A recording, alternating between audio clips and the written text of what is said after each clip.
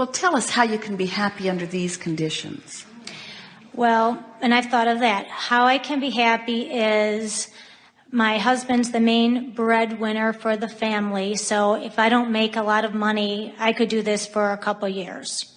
So I'm not under... So I have leeway. Yes, I'm not under terrible stress. So why doesn't that boost you into instant happiness? Because I feel... Guilty because I made a bad decision. No, well, not that.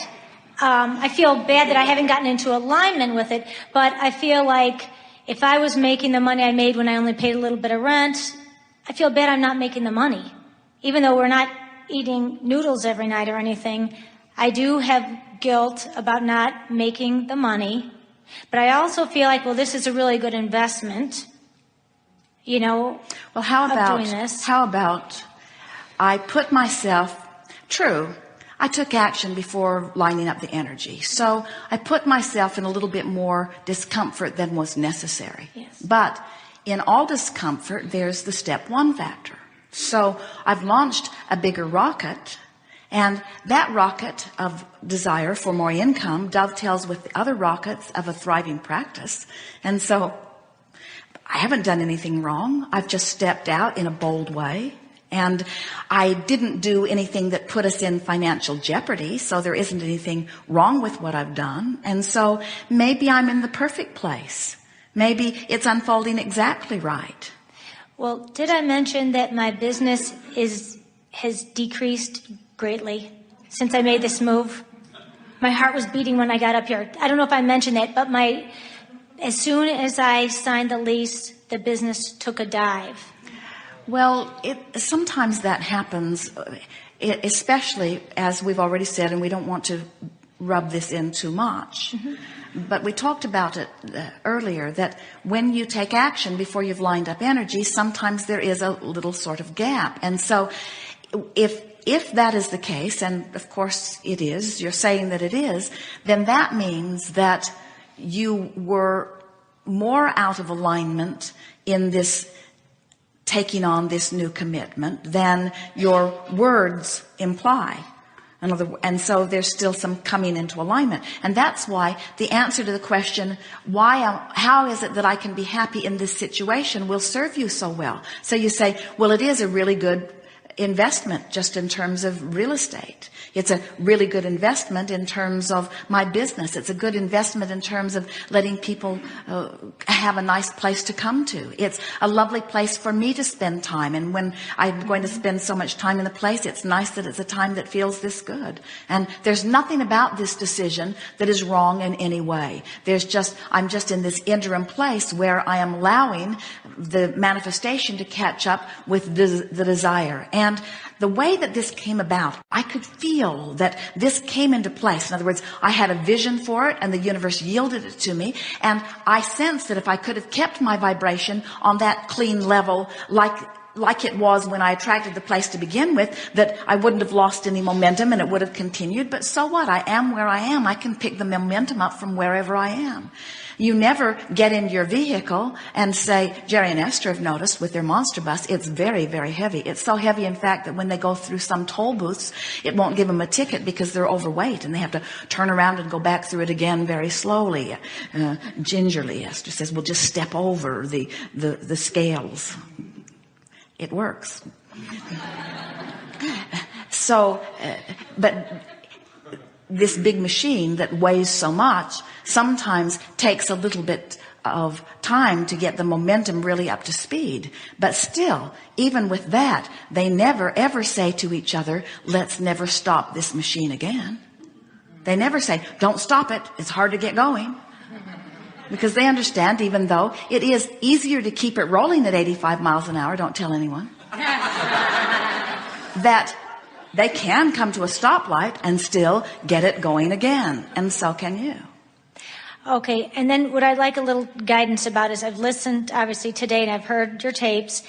I say, oh, I should do this. Oh, I'll do this. Oh, I'll do this. And then I just think I'm scattered. So, like, do what? What do you mean? I'm trying too hard. I got to make the hose, the stream. I've got to bask more. Well, never mind how you get there. Just focus upon one bottom line thing.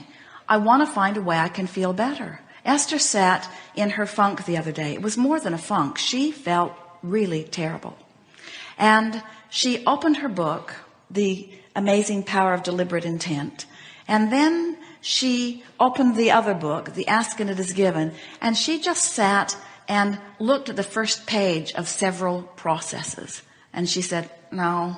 In other words, she could feel that one didn't feel like a good fit for where she was. That one didn't feel like a good fit for where she was. In other words, she just sort of stewed in her own juices for a while as she tried to find something that would give her some sense of relief.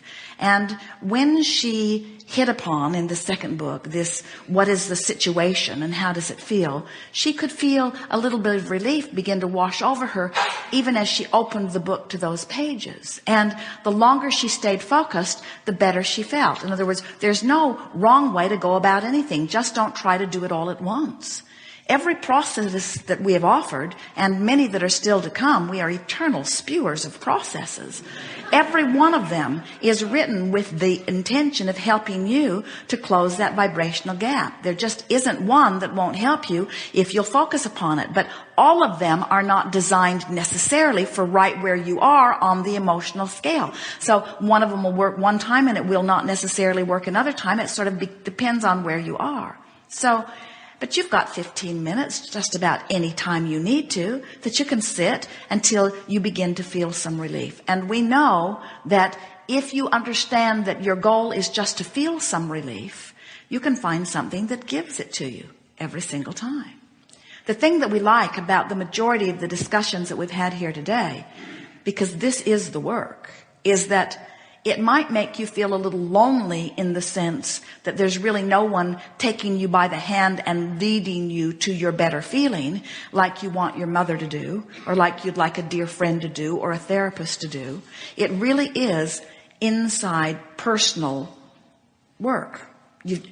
But the really tremendous upside of that is that once you show yourself 2 or 3 times only how much better you can feel just by doing the work, now you're liberated forevermore. Now you're not afraid of going somewhere. In other words, there's a tendency to step out like you did and get stung a little bit, to decide, I'm never going to do that again. Oh boy, that was unpleasant. I'm never going to do that again. And we say, we don't want you to say, I'm never going to do that again. We want you to say, I'll probably do that again, but I'm going to do it differently. I'm going to have an ear to the ground and be more aware of the way I feel as I'm moving along, you see. You are a self-empowered being.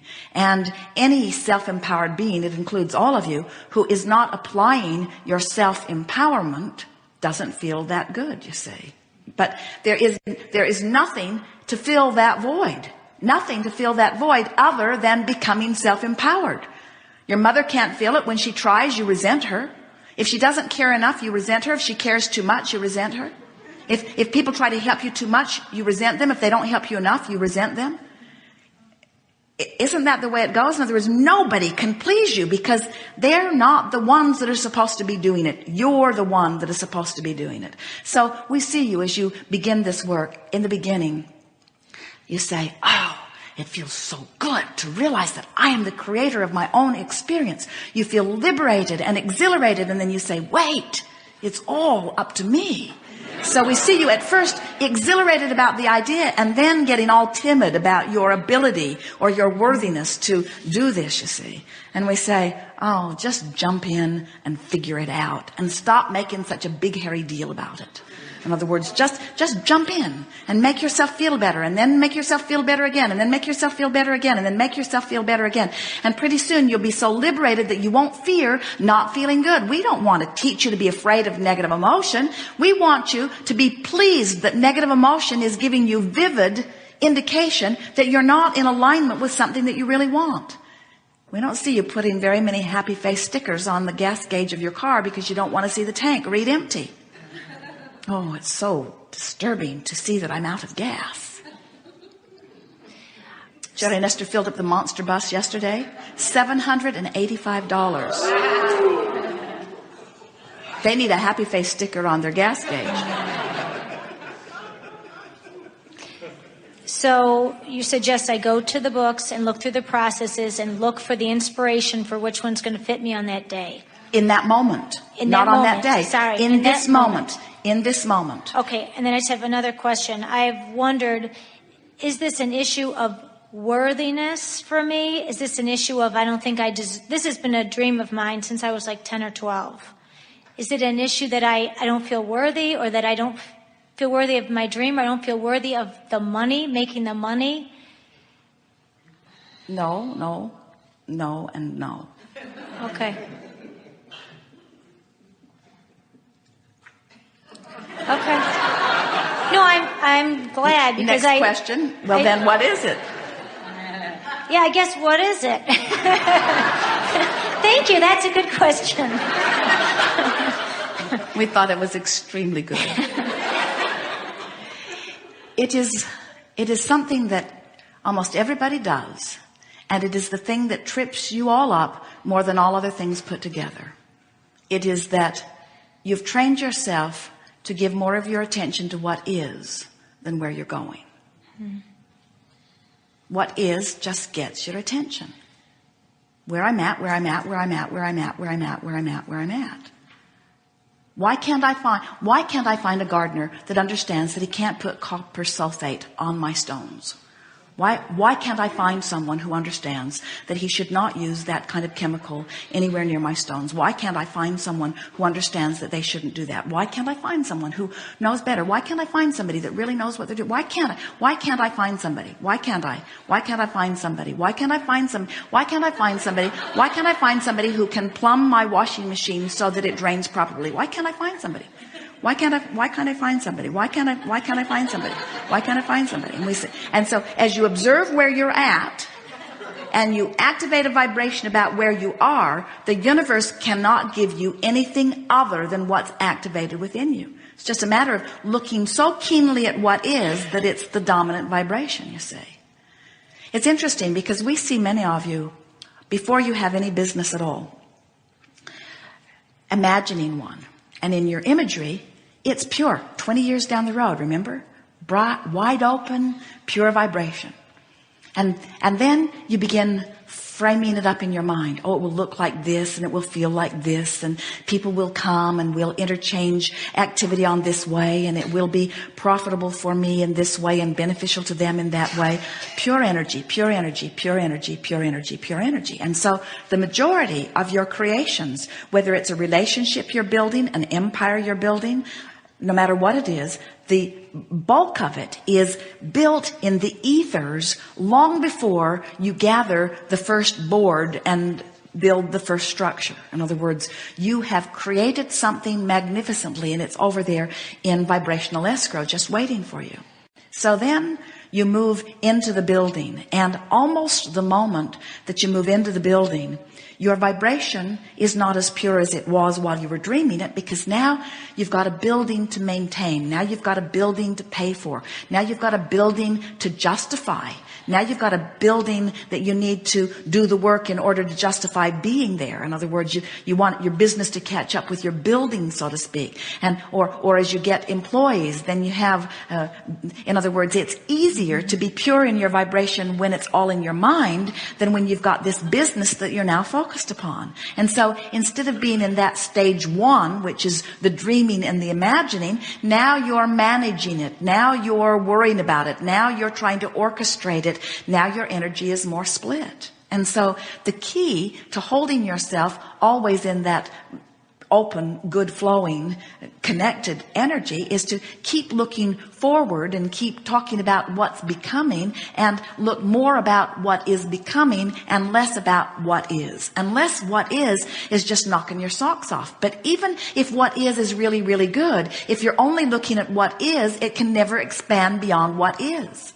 You have to be forward looking. When you drive your car, you never ask the automobile manufacturer to make a plexiglass hole in the ground so that you can drive like this. You don't look at where you are. You're looking at where you're going. And it is true of creation on all fronts. You want to look where you're going, not where you are.